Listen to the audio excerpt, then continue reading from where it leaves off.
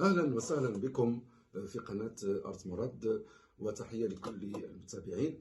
مرة أخرى نلتقي في فيديو جديد يخص التعليق على أحداث سياسية. إذا هذه المرة نبدأ بحدث اتهام النظام الجزائري رسميا المغرب باغتيال دبلوماسيين جزائريين في شمال مالي سنة 2012. طبعا هذا الاتهام كيذكرنا بتعود النظام الجزائري على اتهام المغرب بشتى الاتهامات، مثلا اتهام المغرب بتدبير حرائق 2020. اذا الحقيقه ان الجزائر كتنشر واحد الصوره مشوهه عن المغرب، حتى في مالي مثلا كتقنع الحكومه الماليه بان المغرب له يد يعني في تمويل جماعه ماسينا شمال مالي بالاتفاق مع اسرائيل. اذا الحقيقه ان النظام الجزائري يقطع الاوصال وكي يحاول يفسد ما امكن العلاقه ديال المغرب مع مالي، في الوقت اللي العلاقات ديال المغرب مع دول الاتحاد الافريقي يعني علاقات كتمشي باتجاه رابح باتجاه الاستثمار المنتج. المغرب عنده يد في الاستثمار في منطقة الشمال الافريقي بشهادة الدول الافريقية.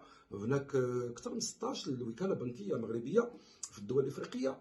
هناك شراكات اقتصادية، هناك مشاريع كتقوم بها مقاولات وشركات مغربية في مختلف الدول الافريقية. اذا لماذا النظام الجزائري دائما يحرص على يعني نشر واحد الصورة لا علاقة لها بالواقع، صورة مشوهة عن المغرب، أنه يساعد الإرهاب، أنه المخدرات، أنه يعني يفسد الإرهاب؟ إذا هذا يعني أمر يعني كتنشروا النظام الجزائري كينشروا على المغرب، وهو يعني كذب في كذب.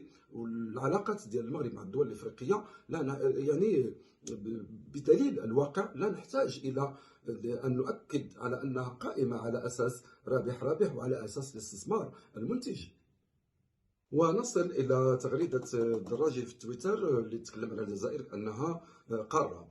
طبعا من ناحية المساحة هي كبيرة، 2,350,000 كيلومتر مربع، ولكن بلا فائدة. بلا فائدة. هذه الأرض هذه واش النظام الجزائري، الدولة الجزائرية هي اللي جمعتها؟ هذه الأرض هذه مجموعة لهذا النظام هذا. هذا النظام هذا يعني أفاق على واحد الإرث اللي هو ما صنعوش، ومع ذلك ما قدرش يقوموا. تكلم الدرجة على هذه القارة، اش من فائدة؟ شنو درتوا نتوما كنظام جزائري، كدولة جزائرية منذ 1962 إلى الآن؟ شنو درتوا من غير البترول والغاز؟ والبترول والغاز ماشي شي حاجة ديال الإبداع ديالكم، هو كيخرج من الأرض، ثروة طبيعية. إذا ما عندوش علاقة بالإبداع ديالك، ما عندوش علاقة يعني بالتطور ديالك. إذا شنو درتوا؟ حاجة وحدة اللي كتصلحها الجزائر من غير البترول والغاز. اذا هذه القاره بلا فائده. واذا كانت الجزائر استمرت على هذه التصرفات وعلى هذه المشاكل اللي كديرها مع اطراف دوليه مهمه، توشك ان تفقد حتى السياده ديالها، بمعنى غادي تمشي نحو التقسيم. نعم، لما لا؟ الجزائر كلها مشاكل. عندها مشاكل مع يعني في الشرق مع المغرب، الارض المغربيه، الصحراء الشرقيه. كذلك شمال مالي كاين ناس مساكنين ما عارفين راسهم، لا جزائريين ولا ماليين. كذلك كاين في العمق الجزائري كاين بلاد القبائل، شعب عنده الارض وعنده ثقافته وعنده الدستور ديالو واللغه ديالو.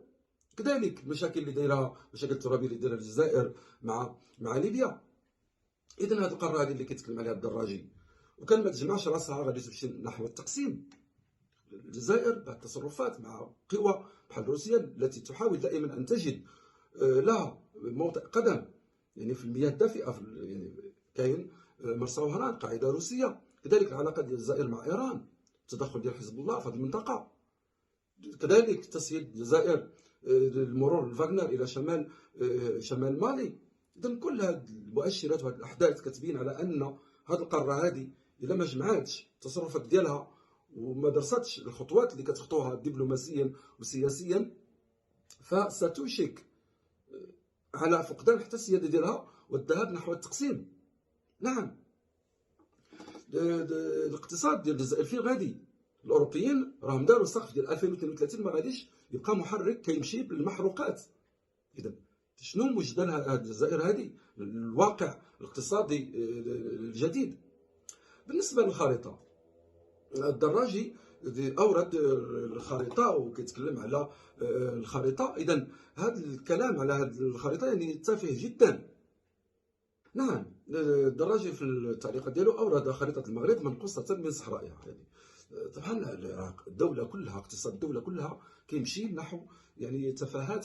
حنا كنستثمروا ونتطلع لواحد المجالات كبيره، واحد المجالات اللي خلقها يعني الواقع الاقتصادي، الواقع العالمي الجديد. كنمشيو نحو الطاقه النظيفه، كنمشيو نحو يعني الذكاء الاصطناعي، كنمشيو نحو يعني تصنيع مواد اللي كانت بالامس القريب حكرا على دول معدوده على رؤوس الاصابع في العالم. نتطلع يعني التنميه يعني في مختلف مجالاتها. وهذا النظام باقي حاصر غير عن خريطه المغرب، ينفق الملايير على ان الخريطه ما تكونش كذا. شنو هذه التفاهه؟ واش الدوله ما تفكرش في هذا المنطق هذا؟ ما يمكنش انت كدوله تستثمر الملايير ديالك وتستثمر الثروات الطبيعيه ديالك وتستثمر قدراتك السياسيه والدبلوماسيه والثقافيه وكل قدراتك لاجل انقاذ الخريطه. شنو هذا التفاهه لاعب اطفال هذا؟ انا يمكن لي نحرق العالم ديال اكبر قوه اقتصاديه في العالم بحال مثلا الصين ولا الولايات المتحده الامريكيه، ولكن ماذا يجدي هذا؟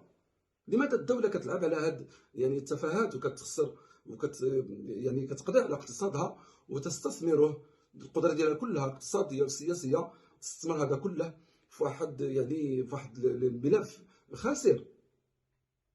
اذا ما يمكنلكش انت تلغي من التاريخ ومن الجغرافيا وقائع اللي موضوعيه وحدثت فعلا، بحال النهضه ديال المرابطين والموحدين والمارينيين اللي كانوا كيتحكموا في هذه المنطقه كامله ديال المنطقه الصحراء الشرقيه ديالنا والصحراء اللي رحنا فيها الصحراء الغربيه بشهاده الكتب ديال التاريخ.